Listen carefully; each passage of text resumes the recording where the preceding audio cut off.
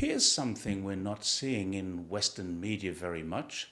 We know that China is reducing its holding in US Treasury bonds and investing in more gold. But did anyone know that several African and Middle Eastern countries are removing their gold reserves from the USA too? Wherever you are, welcome to another edition of My Take on China. First of all, the price of gold is increasing, and one of the main reasons is that nations are buying it for safekeeping. It's easy to find out, but it's not actually that well known how much China has bought. But China's gold reserves have increased every month for 16 months in a row and are now sitting at 2,257 tons, or at least they were in February. But in the last 16 months, China has added 309 tons, and January and February this year was 22 tons alone. It's likely when figures become available later this year, China will have a much larger stockpile. And there's a very good reason for doing this. Gold is safe, but is it? Russia is sanctioned and can't buy gold in the normal ways now. The US Department of Trade, G7 and US-aligned countries can't sell to Russia or risk offending a US law since the 2022 sanction. But generally speaking, gold is a safe thing to own. But how safe is it really? Many countries buy gold to hold as a reserve, but there's a problem for many of them. The places they want to store it in their own countries aren't so safe. So they leave it with esteemed institutions such as the Bank of England or the Federal Reserve Bank in New York. But now people can see clearly that this isn't safe at all. At least it isn't if you become an enemy to the established system. Venezuela has been fighting in the British courts for several years, but so far the UK won't give the country back its gold. Russian assets which were not in Russia were seized all around the world. Afghanistan's assets, which included gold, were held by the US after their departure from that country, and there are no plans to return them, with some of them already distributed to victims of 9/11, something the country, the people, or even the government of Afghanistan have no proven connection to. So gold should be safe, but it's not safe if you happen to be on an increasingly long list of countries that are in some way upsetting the USA. It's no surprise today that when a friend of mine who has an active interest in African affairs pointed out to me that 3 countries in Africa were repatriating their gold: Ghana, Cameroon and Nigeria. So I checked, and I found that Saudi Arabia has also taken steps to remove its gold from the United States, as has Egypt.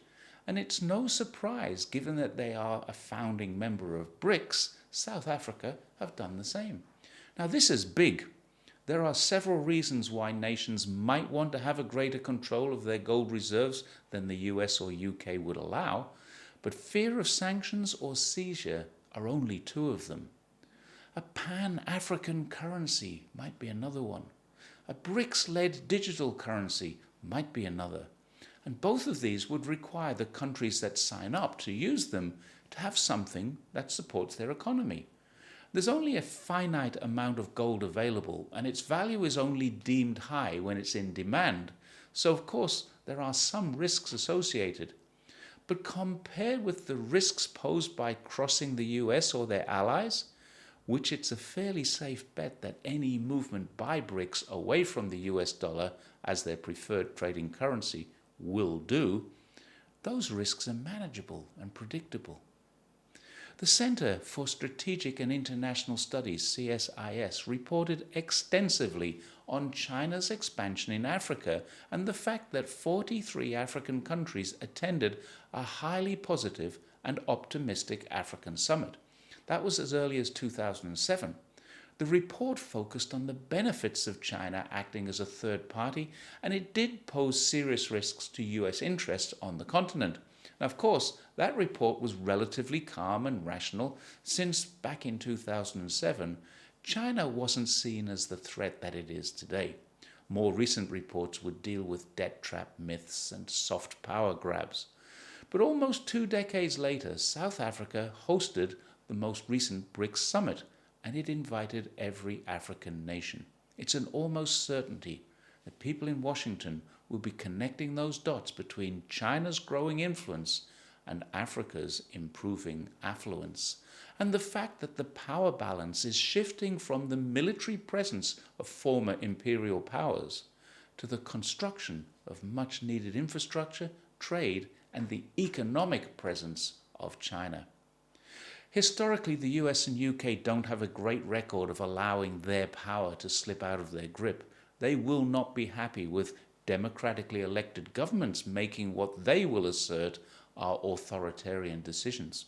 It's even possible that we will see some moves to remove some leaders in Africa, disgrace some others, sanction some, and seize the assets of others. We may even see civil wars as we did in Ethiopia, Libya, and Syria. In fact, in 2020, there were 30 state-based conflicts in Africa alone. And we have to wonder what it is that drives such conflict. And although the reasons will be many, they can often be traced back to changes of governments, often with the support of one or more of the former imperial powers. But that is a totally different research project. For the time being, all we know is that many countries are worried about the security of their gold reserves in the US and the UK, and they're pulling them out. We can read into that whatever we like, but it's clearly a trend that isn't going away, and it will definitely lead to more chaos as the US attempts to stop the rot. Thank you once again for watching my take on China, and let's see what happens with the gold reserves around the world. Let's keep our finger on this little pulse. See you next time, and bye for now.